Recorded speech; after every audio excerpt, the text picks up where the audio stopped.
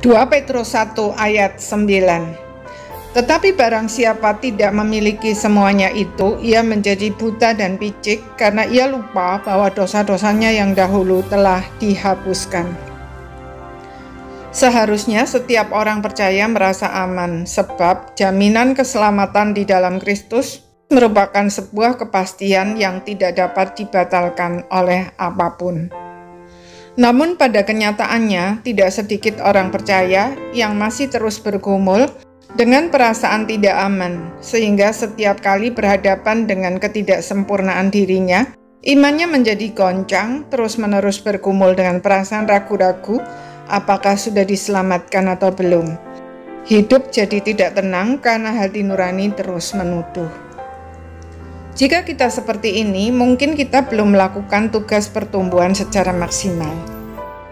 Firman Tuhan berkata bahwa barang siapa tidak memiliki semua itu, artinya tidak bertumbuh, dia akan menjadi buta dan picik, sebab lupa bahwa dosa-dosanya yang dahulu telah dihapuskan.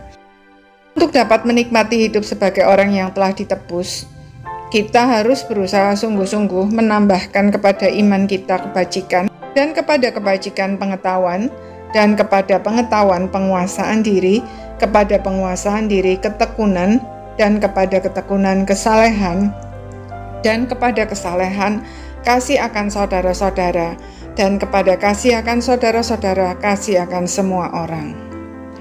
Ayat ini tidak berbicara mengenai urutan prioritas, melainkan berbagai aspek dalam hidup kita.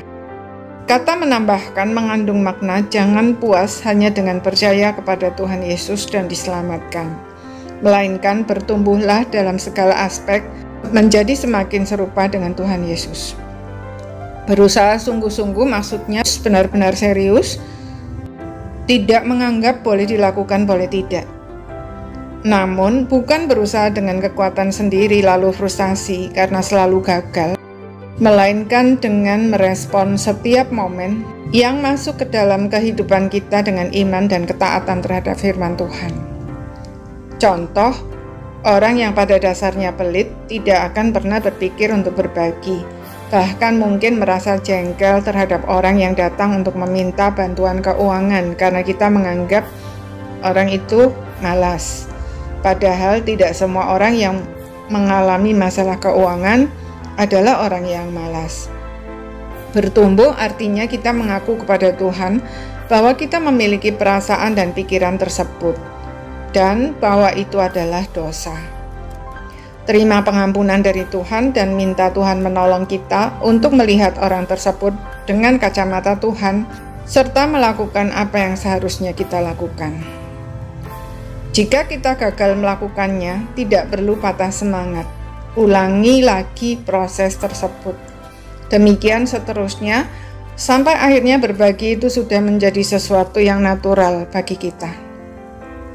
Ketika kita melakukan tugas pertumbuhan tersebut dengan setia dan taat, maka kita akan semakin diteguhkan bahwa kita adalah anak-anak Allah yang telah ditebus oleh darah Kristus.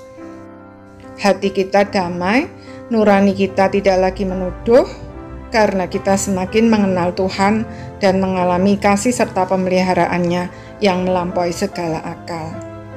Kiranya Tuhan menolong kita untuk memahami kebenaran ini dan melakukannya, sehingga iman kita semakin diteguhkan.